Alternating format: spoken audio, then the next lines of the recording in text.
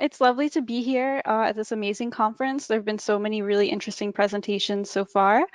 I'm here to talk today about the Great Lakes Spatial Mapping Priority Study that was undergone this past winter, 2020 to 2021. Before I begin, I'd like to give thanks to the many people who helped make this project possible. Lyndon Briggs, who did a lot of the coordination and outreach work, Xiaofan Zhang, who did a lot of the analysis work, Peter Esselman, Brandon Crumweed, Ashley Chappell, Ken Buja, who developed the application that was used for this study, and of course, all of the people who participated in this study or coordinated for it. Next slide, please.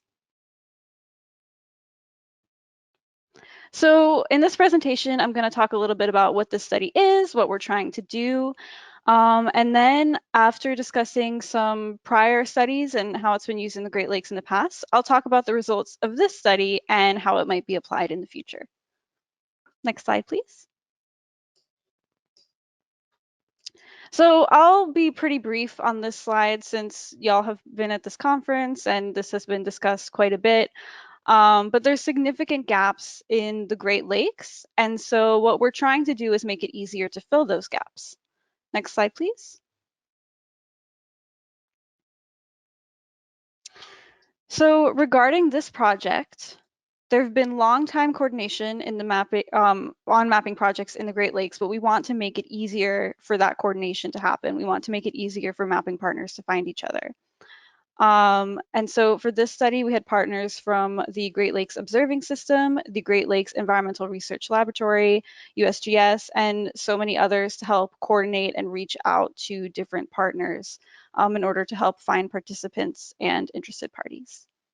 Next slide, please. So now I'm going to talk a little bit about what the study is. What are we doing? So what we're doing is we're looking at mapping priority areas across the US and trying to find overlaps between different organizations, where different organizations might want the same mapping data, where they have the same mapping needs and interests, in this case in the Great Lakes specifically. And so what this study does is it surveys multiple organizations in the region and asks them, what are your priorities? What interest areas do you have that are AOIs? What data do you want there? But it does it through this streamlined application that makes it really easy to compare data and identify these overlaps. And so it makes it really easy for different organizations to share their priorities in a way that's consistent and easily comparable. Next slide, please. So the goal of the study is to identify these mapping overlaps, identified by organization, and to functionally stack them together in order to look for where there might be partnership opportunities. And so that'll help support, shared funding, better coordination. It will lead to less duplication of effort and make it really easy to identify partnerships so that it's much more seamless and consistent to work across the Great Lakes, especially binational coordination. Next slide, please.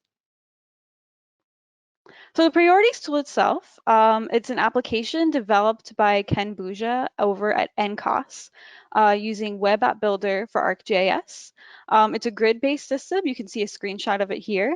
And so how it works is users just enter the application, they see this grid over the Great Lakes, and they just select cells out of the grid, identifying which areas are their priorities and why. The tool is also really useful because it's in the web application. You don't need to download any special software to use it. You don't necessarily have to have experience with ArcGIS, and you can even add your own data. So if you have shapefiles or other things that represent your priority areas, you can easily add that data to the application and then compare it against the grid cells so that it's a lot easier to implement priorities that you already have. Next slide, please. So how it works is each participant will enter the application. Each organization nominates a respondent or multiple respondents to enter the application and submit their priorities. And so after that, the individual selections are rounded up, which you can see in this diagram here, and crunched together. We do some analysis on them in order to look for these overlaps. And we also look at things like where some of the most high interest areas are, where there are certain concentrations of different mapping data, that kind of thing. Next slide, please. So this framework has been applied in a lot of different regions in the past. Some of the older studies were done in Washington State and on the West Coast. There was also a coastal study done in Alaska, which you can see in the image here. And there have also been studies in the Southeast. Next slide, please. Regarding the Great Lakes specifically, I don't have images from some of those results, but there were two Great Lakes state spatial priority studies done in the past 2 years on specific regions of the Great Lakes, one of those being the Thunder Bay National Marine Sanctuary, and I believe the other one was the Shipwreck Coast National Marine Sanctuary. So it's been applied in the Great Lakes before on a small scale. And so what we wanted to do is expand it out to all 5 lakes and be able to identify a variety of partnership opportunities across different levels of government, different kinds of stakeholder organizations outside of government, US and Canada, all over. Next slide, please. So now I'm going to talk a little bit about the results of this study. So it was a regional rollout of the spatial priority study. We covered all 5 Great Lakes. We had 38 organizations who participated in the winter of 2020 to 2021, and that includes US states, Canadian provinces, universities, federal agencies, tribes, First Nations, and a number of other stakeholder groups. So we wanted to be able to make sure that this input was as broad as possible. Obviously, there are still limitations, especially running the study in the middle of the COVID pandemic. A lot of participants had conflicting obligations, and so that somewhat limits the response. But we were really happy to see over 30 organizations be able to respond. Next slide, please. So some of the questions we asked looking at the results, what are some of the most high priority areas identified by groups of respondents? Where do multiple organizations have mapping needs, and where do they need the same type of data? We define data very broadly for this study, so we're not just talking about like bathymetry and backscatter here. We're talking about wildlife characterization, water column characterization, substrate and sub-bottom, photographs and grab samples, all kinds of things. So one of the most important things that we looked at actually in the study is where there were overlaps for people who were using this or looking for the same type of data. Next slide, please. So I'll just go through some quick notes about the participants in the study. Participants were able to enter data in all 5 lakes, but not everybody chose to do so. Some participants, represented, regional authorities and governments or organizations that may have only had interests in a specific lake. And so you can see that laid out here. For Lake Michigan, Lake Erie, and Lake Superior, there were 15 participants or 15 organizations that submitted priorities there. That's not necessarily the same 15 for each one. For Lake Ontario, there were 12, and for Lake Huron, there were 9. So it was a pretty large number of organizations in each lake regardless. Like you didn't have any one lake that had a very, very small number of participants, which is good because it increases the potential for overlaps and partnership opportunities. Next slide, please. We also decided to look at how many participants entered data in multiple lakes versus just one lake. The majority of participants, 57% or 21 of our respondents, only had interest in one lake, which, it makes sense. There were a lot of, state governments and other groups that might only have interests in one specific region, but they might be doing, very intensive work in that region regarding mapping and other water priorities. There were 8 participants who had interest in 2 lakes, and from there it sort of decreases a little bit. 2 organizations had priorities in all 5 lakes. Those were both US federal agencies. Next slide, please. So from here, I'm going to talk a little bit about the results of the study and some of our findings. The map that you see here is a map of high priority interest areas across the Great Lakes. And we just define that as the number of organizations, which you can see in the key below, who identified a grid cell as a high priority. Each grid cell was 10 by 10 square kilometers.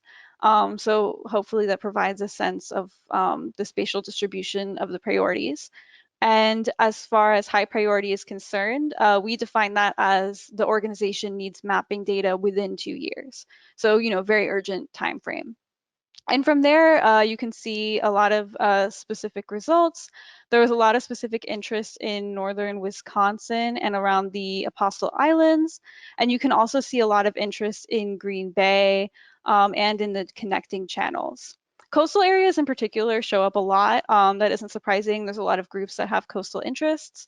And you can see that for some lakes, like Lake Erie and Lake Ontario, there's high priority interests around a large perimeter of the lake. Like for Lake Erie, it's like at least 50% of the lake has multiple organizations that have high priority interests there. So there's a lot of mapping opportunities in those lakes. Next slide, please. One thing that we did that Xiaofan at Gloss, who had a presentation yesterday, did is she normalized the data by country. So we had varying numbers of participants in both the US and Canada. In the US, I believe we had 28 participants, and in Canada, we had 10. This limitation is partly due to the fact that, you know, we're a US agency, we had more contacts on this side of the border, but we want to make sure that the results are not unfairly skewed towards American respondents. So this data was normalized by country in order to correct for that. And so from there, you can see that some areas on the Canadian side really light up as high interest areas. I think that's because there were a lot of Canadian respondents who had overlapping priority interests, whereas among US respondents, the priority interests were more varied and not necessarily as overlapping. So when you normalize it by country, the Canadian data stands out a little bit more. Next slide, please. It was also normalized by lake. So remember how we had that slide that was saying that there were 3 lakes where there were 15 participants, and then in Lake Huron there were 9, and Lake Ontario there were 12. So we didn't want one lake to necessarily show up as like much more high interest than another lake just because there were more organizations that were actively collecting mapping data there. So Xiaofan also normalized the data by lake in order to help even out that potential bias. And so you see some of the same patterns as before. Some lakes show up a little bit more than others. And you also see increased interest, of course, in Lake Ontario and Lake Huron. And so that's particularly good news if you're mapping in those areas. Even though the high priority map might make it seem otherwise, there are still a lot of organizations that are interested in mapping these areas and a lot of organizations with overlaps, which is why these show up so brightly. Next slide, please. One thing that we also wanted to look at was any priority. So when participants enter the application, they can select between high, medium, and low priority, or they can leave the cell empty and just say it's not a priority for us in the next 10 years. So if they prioritize the cell at all, that means that they have mapping interests there within 10 years. And so we wanted to be able to capture that and see, you know, if one organization has a cell that's medium priority and the another organization sets it as high, there's still an opportunity for mapping collaboration there, even if one of them has a more urgent need than the other. And so being able to, you know, prioritize across this boundary is really important. So this map is showing the number of organizations who selected a cell as any priority. And from there, you see quite a few areas light up. The coastlines of Lake Erie and Lake Ontario are almost completely covered by multiple organizations. Looking at the key, I think for most of the coastlines in each lake, there's at least 5 organizations that are interested in mapping there. A lot of the connecting channels are also of high interest. And then, of course, you can see Green Bay and northern Wisconsin really light up. In some of those areas, particularly around the Apostle Islands, you have over 9, over 10 different organizations looking for mapping data in that area. But I think one of the most important things to take away from this map is that almost the entire map is covered. The majority of the map, including pretty far offshore, has organizations who are interested in mapping there, often more than one organization. In some lakes, like Lake Erie, almost the entire lake has a large number of organizations that are interested in mapping there. And so as far as mapping opportunities, that really presents an opportunity for different groups to work together. Next slide, please. This data was also normalized by country, again by Xiaofan at Gloss. And you see a lot of the same pattern showing up with the Canadian data standing out a little bit more. And so this just allows us to more easily see the potential overlaps on the Canadian side and to not, you don't want to rule them out. Next slide, please. Like before, this was almost also normalized by lake. This helps us see the different priority interest areas in Lake Huron and Lake Ontario specifically. And so you can really see those areas light up, especially in northern Lake Ontario. Next slide, please. So we also decided to look at some other data that came out of the study. One thing that participants told us when they entered data is what justification, what reason for mapping they had in a given area. And so you can see some particular patterns across the Great Lakes. For the entire Great Lakes, which is the first bar on the graph, habitat and biota come up as a really strong reason for mapping. Benthic exploration is also pretty popular. There's a lot of variation throughout the Great Lakes, though. For time, I won't go too much into detail. Sorry, I'm just checking my clock over on the other side. But if you're interested in this data specifically, let me know and I can share it with you. You can see a lot of variety across the Great Lakes, which represents, a lot of the habitat variety, a lot of the shoreline variety, and a lot of the specific, ecological and environmental challenges that are facing different lakes. Next slide, please. We also looked at map product frequency. This is probably the most important thing we asked. What map product are you looking for? Like I said before, we are looking for more map products than just, elevation and bathymetry. You can see the full key below. We're looking for map products like photographs and imagery, substrate and subbottom, wildlife population characterization, lots of different things. So we were curious to see what different map products stood out in each lake. For all of the lakes, there's pretty high interest in elevation and pretty high interest in habitat mapping. But you can also see specific patterns show up specifically in Lake Ontario, which had high interest in land use impacts, and in several other lakes. I did get a question at a previous presentation about why Lake Ontario saw such high interest in land use impacts on coastal zone. I haven't been able to come to a super specific answer yet, but someone suggested that it might be related to algal blooms and sedimentation. Although people usually associate that with Lake Erie, Lake Ontario has a pretty serious problem with that too. And so that might be reflecting why there's so much interest in land use impacts. Next slide, please. So I'm going to talk a little bit now about how you can use the data and just go through a quick walkthrough of how you might be able to use it to find mapping opportunities. I can drop the link to the US mapping coordination site after I'm done presenting. That is where you can find the data, but you can also reach out and email to me for the data.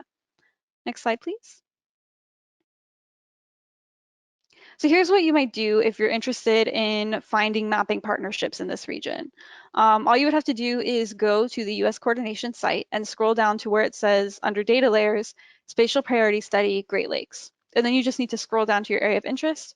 So for here, I've zoomed in on Lake Michigan around Green Bay and Grand Traverse Bay. Next slide, please. From there, all you have to do is click on the overlap analysis layer. That layer represents a simplified version of all of the submission responses. So some information that you can find in that layer include what map products different organizations were looking for, what organizations were looking for data in a specific area, and other things. Next slide, please. So from there, all you have to do is click on a given area, and what will happen is a polygon will light up with a red outline. And that represents one priority from one organization. So you can see here in the little pop-up, it tells you a number of important things. One of the most interesting things is how many organizations had priorities in that overlapping area. So here in Northern Lake Michigan, on the spot that was clicked, there are 4 organizations that had mapping interests here. You can also see the name of the office that had mapping interests. In this case, it's the Michigan Department of Natural Resources. And you can also see what map products different groups were looking for. So for here, there's habitat map, backscatter, and elevation that the Michigan DNR was looking for. So that's one partnership opportunity if you are looking for the same mapping data. Next slide, please. And from there, you can just keep toggling through the windows. If you click the little right-facing arrow in the window, you can toggle through and see different organizations and which mapping products they're looking for. So the next one that comes up is the Nature Conservancy, and they're also interested in habitat maps. And then if you keep clicking, you can see, even more offices, in this case, the 4 organizations that had interests in this specific area. And just like looking at it, you can already see, oh, thanks. You can already see different partnership opportunities. For example, the Michigan Department of Natural Resources and the Nature Conservancy were both interested in habitat maps, so that's one opportunity there. One of the most useful things I think about this data is you don't necessarily have to have participated in the study to benefit from it. If you're an organization who's mapping in any region of the Great Lakes, you can go to the site yourself and see the responses from the 38 organizations who participated, and then you'll be able to tell, where there might be shared mapping opportunities in your area. Next slide, please. So the importance of this, it makes it easier to coordinate between different organizations and makes it easier for different organizations to leverage funding. And it allows them to work together in conjunction with the mapping goals, map once, use many times. Next slide, please. So where we want to go from here, we are planning to launch the study in other regions and to, at one point, run a study for interior states and terrestrial areas. Within the Great Lakes specifically, we'd love to expand this at some point and reach out to more participants in a future rollout of this study. The studies, we're planning to run them every 3 to 5 years to help keep the data current and capture people's mapping priorities as they evolve and change. And so in the future, we'd really love to expand our participants and be able to broaden the outreach for this study. Next slide, please. That's all for me. My contact information is available here. I need to put Lyndon's contact information in the chat. She was really instrumental in coordinating the study, so I'll drop that in the chat as well. I think that they might have missed updating that slide. I apologize for that. But I'm open to any questions if you have them. Thank you so much for letting me present at this conference. Thanks, Karen. We do have one question that's come in so far. Who funded the local coordination of the study? Could you share that? Who funded? Do you mean like on the participant side? Probably the analysis and reporting that you did. So most of the analysis was conducted within IOCM here at NOAA, and then some of the analysis was conducted at Gouws by Xiaofan. Okay. And then I should mention probably that for the work that Gouws participated in, that was funded from GLRI through a grant administered by the USGS, which was great. And that's also how Lyndon Rinks was involved in this project as well. I'm assuming we're going to have some other questions coming in. Yes, there's one more question, and there's actually a bunch in the chat box if you look at the chat. Oh, that would be great. Oh. All right. So while you look at the chat, there is one question, another one from Peter Esserman, and he said, on the Great Lakes side, GLRI focus area 5. He was elaborating on his first question. Yeah, I think that's elaborating more to the funding body that where at least the Gouws participation came from. Now, Karen, if other people had another question here, if other people hadn't heard about this analysis, is there still an opportunity to participate?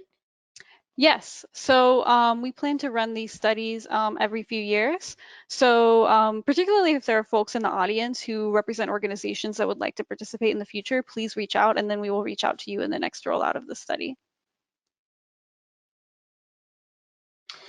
There's an interesting question here, Karen, as well. I find it odd that no one seems to want to collect data in the middle of the lakes. In other parts of the US, this lack of priority corresponds with areas that are already considered well mapped in the Bathy Gap analysis, but the Great Lakes are not well mapped, particularly as you get away from the shoreline. Will this lack of interest affect momentum in the region to fill those bathymetry gaps? Thanks, that's a great question. Personally, I don't think it will affect the momentum in the region. There's a lot more organizations interested in mapping the Great Lakes than just the 38 that we surveyed here. And I think a lot of them do have significant offshore interests. And in many lakes, there were multiple organizations who had offshore interests. So I don't think that it will impact momentum as far as filling mapping gaps in the offshore Great Lakes. Okay, and then there's another question, and I'm not familiar with this acronym, um, but you may have said this, but the Great Lakes states are very engaged with 3DEP and terrestrial mapping. Did you use an extension of the 3DEP grid? Yes, the grid that we used and that we have been using for the other spatial priority studies is an extension of the 3DEP grid that just goes out to the US EEZ. Okay, great. If the states were to do this kind of study for terrestrial, would they have a blended set of priorities? Yes, and that's one of the one of the hopes for moving the study into terrestrial areas is once we were to survey terrestrial areas, you could be able to line up the ocean grid with it seamlessly. And then you would be able to see priorities throughout the entire state and offshore waters. Great. And then we've got still a few more minutes here, and I do see another question here. Do the results that you show include federal agency results as well? They include at least two federal agencies. I can't remember more off the top of my head, but NOAA and USGS do have data in the study, and I think several others. Great. Another question from Pete Esselman at USGS. How do the Great Lakes justifications compare to the national prioritization? Sorry, So, probably. if you're referring to the NOAA national prioritization, I think that NOAA offices were generally more interested in, well, OCS, for example, was generally more interested in like nautical chart products, which is not surprising. There was definitely more habitat interest in the Great Lakes than in the NOAA study as a whole. So that's an interesting note. Regarding the main federal study, which I think you might be referring to, that one is still ongoing, so we haven't been able to analyze the results from organizations such as USDA, NPS, US Coast Guard. We haven't been able to look at that data yet, but it would be very interesting to compare that data with the Great Lakes regional data once that's available.